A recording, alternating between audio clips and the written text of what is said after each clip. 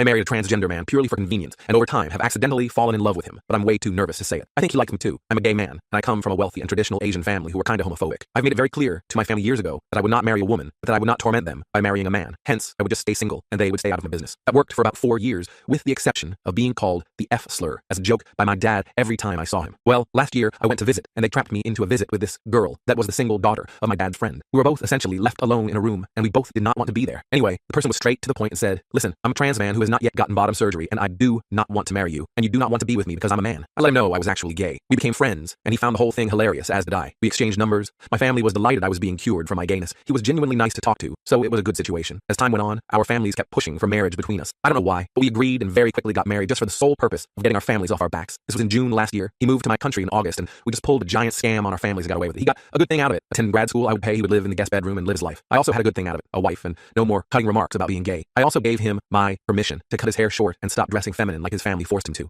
The reason for this was because in our culture, if a husband is okay with his wife doing something, her family can't say anything because her husband has authority and control over her. It's gross and misogynist and condescending, but it worked out for us. They can't say anything to his appearance even if they wanted to. Now things have been smooth sailing for us. He started school, made friends, and is comfortable and happy. I work, come home, mind my business, and have a good roommate. But recently, starting around Christmas, we accidentally started getting closer. He started watching TV with me, eating with me, buying me stuff, texting me more frequently. He also moved into my room permanently last month. That has slowly escalated to us cuddling, both while awake and sleeping. Sometimes he will just sprawl out on top of me and cuddle me while doing random things, and I'm unsure what it means. He's also started sitting in my lap and nuzzling me whenever I do something he thinks is cute. He also makes jokes about us dating and getting pets and showering together. I can never tell if he's serious because he jokes about everything. We also almost kissed twice, initiated by him while cuddling, but he goes red and jumps ship at the last minute and starts making jokes about how he's never do that. He also gets flustered around me, and he keeps commenting on how big and tall and strong I am because he's tiny. I understand why he might not kiss me. I'm scary looking. I'm not very expressive or talkative, and just let him speak because I like hearing him speak. And so when he initiates something and I look at him like a brick wall, he must think I don't want this or something. How do I fix that? Nowadays, you can cut the romantic tension in this house with a knife since we're constantly together. I would say I definitely feel something for him.